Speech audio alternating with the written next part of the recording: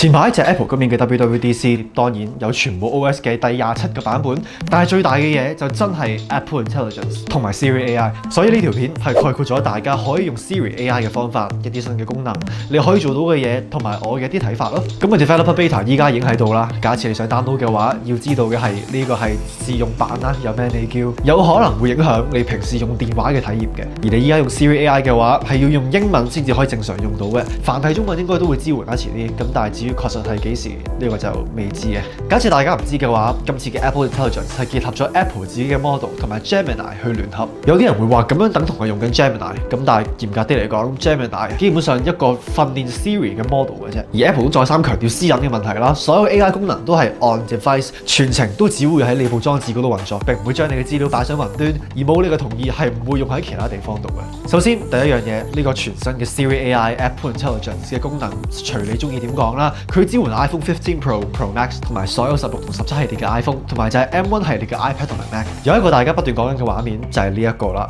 呢度提到嘅支援裝置咧，其實只不過係獨佔2個功能嘅啫。你可以去調校翻 Siri 把聲嘅速度同埋自然度，同埋你做 dictation 嘅時候出到嚟嘅字同埋標點符號會更加準確，就係呢2樣嘢嘅啫。除此之外，所有功能都喺上述所有嘅裝置都支援嘅。Siri AI 同之前一直嘅 Siri 嘅用法其實可以係一樣嘅啫。你好似平時咁長撳開關掣，咁 Siri 嘅動畫就會出現喺 Dynamic Island 上面。大家記得嘅話，之前係有一個彩色熒光係包住成個 mon， 但係 Apple 而家就諗住希望我哋可以當呢件事冇發生過咁樣啦。依家感覺上 Apple 係想你去覺得 Siri 係同 Dynamic Island 係融為一體啦。你問 Siri 嘅成個過程，所有答案全程都會喺 Dynamic Island 度會出現嘅。假設你開聲問咗一條問題，俾咗你答案，你仲想繼續問落去嘅話，喺上面向下拉落嚟，咁就可以將成段對話全熒幕。而你喺 Mac 或者 iPad 嗰陣時，你想打字嘅話，你可以用翻 Spotlight 去問翻 Siri 問題，之後就會直接打開 Siri 嘅 app 去 show 佢 generate 咗出嚟嘅答案。大家仲記得嘅話 ，Apple 喺2年前嘅 WWDC 同我哋講過，佢哋會有好多 AI 功能啦，除咗令到 Siri 可以更加聰明之外，雖則最後都未發生啦。其中一個最大嘅亮點就係因為佢係可以直接根據翻你部電話入邊嘅資料去揾翻所有嘅 data， 佢就可以令到你唔使用部電話去揾嘅情況下，都可以俾到你需要嘅資料咯。就係譬如有一個朋友佢 WhatsApp 過你咁樣，咁佢就喺某一日會喺唔知邊度約你，但係你冇 mark 低到，而你唔想親自打開部電話去逐個揾啦，你就可以問 Siri， 佢就可以俾到個答案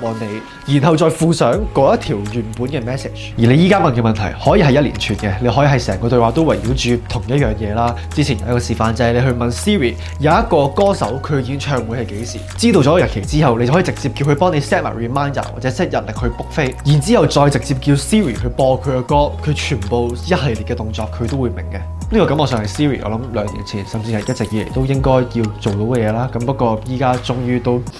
做到咯。我頭先話齋就係佢可以去理解翻你目前部電話個 mon 係 show 緊啲乜嘢啦。假設你喺 IG 碌到張相，你可以直接原地問 Siri 呢張相嘅位置，佢就可以直接打開地圖再俾個位置你。或者係一份文件有好多字好多數據，你可以叫 Siri 幫你總結下，幫你計條數。而喺 Mac 咧，你可以直接以 cap 圖嘅形式 cap 低你想要嘅重點，然之後就有一個去問 Siri 嘅選擇，再直接去問你想要問嘅問題就可以㗎啦。Writing Tools 呢個功能，我唔會話自己成日去用啦，最多都係一啲可能用英文寫嘅 email， 我叫佢簡單 proofread 一下，睇下有冇啲咩 grammar 上嘅錯，跟住就叫佢再改咁樣嘅啫。但係依家你可以直接用 Writing Tools 去根據翻你嘅一啲指令，去直接寫份稿又好，寫封 email 又好。而呢樣嘢係包括晒喺所有第三方嘅 app 嘅，即係譬如 Gmail 啊、Word 啊，甚至 Good Notes 啊，佢有講到呢個我唔肯定自己會唔會成日用啦，因為我本身就唔會用 AI 去直接幫我寫成封 email 或者成封 essay 出嚟啦，因為好危險啦！唯一我覺得自己可能會用到嘅嘢就係直接選擇翻，可能我寫咗一篇文咁樣啦，就原地直接就問 Siri， 叫佢俾啲改善建議我咯。咁當然所有嘅 request， 所有嘅答案佢都係集中喺一個 app 啦，咁就係 Siri app 啦。咁其實感覺上同其他各大 chatbot 其實真係差唔多嘅啫個結構。咁但係當然啦，學我之前一直話齋，因為呢個係 Siri同埋 Gemini 啦，所以你問佢關於你部電話入邊嘅資訊嘅問題，佢都係會識答嘅。你問佢一啲普通問題，佢可以自己上網揾，再俾答案你。有陣時，假設你想比較某啲嘢，即係可能某2樣嘢、某3樣嘢嘅話，佢可以直接將個圖表俾你啦。你所有嘅記錄都會記錄晒喺呢個 app 入邊啦。而當然呢個係橫跨成個 iCloud 嘅，即係全部都係 under 你同一個 Apple ID。你部 iPhone 問完，你可以喺翻你部 iPad 或者 Mac 去打開翻嗰一份嘢，再繼續去問。而 Apple Vision Pro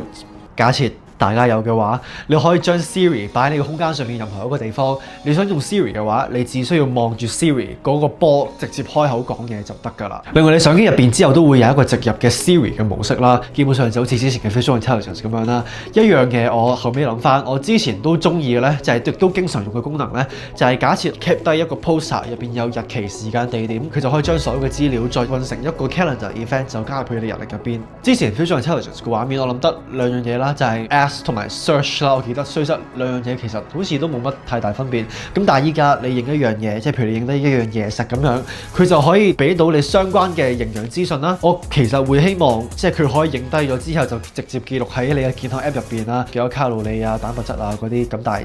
就未有啦。咁當然 Siri AI 一個可以話係最大嘅亮點啦，我一直都講嘅就係佢橫跨你成個裝置。WWDC 本身就係一個 developer conference 啦，所以其他第三方嘅 app 盡快會令 Siri AI 去適配翻佢哋自己嘅 app 啦。咁但係依家 Apple 就有啲本身第一方嘅 app， 即係大家本身已經有嘅，大家會成日試過啦。即係你上網嗰陣時，你去等一個網頁去 update 個畫面，即係譬如你搶飛又好、買嘢又好。咁但係可能同一時間要做其他嘢喎，即係你冇辦法長時間望住個 mon 係幾時 refresh 個 page。依家 Safari 有一個功能叫做通知我啦 ，Notify me， 就係佢就會問你呢個網頁遇到啲咩改變嗰陣時，就即時提醒你咧。例如你當個產品開賣嗰陣時就提醒我，咁佢就會 detect 到，即係譬如去咗個 check out 嘅 page 入邊，咁佢就會喺嗰個時候再即刻通知你，你再即刻打開都未遲咯。仲有一個我覺得都幾神奇㗎啦，我本身我第一次聽我都覺得好似唔係好信咁樣。本身 Apple 有一個 passwords 嘅 app 去儲齊晒你所有嘅 username 密碼，平時都可以直接用佢嚟 log in 啦。咁但係假設你部電話 detect 到你有幾個網站嘅密碼唔安全，嗰幾個唔安全密碼嘅網站，佢就自己識得自動 update 成為一個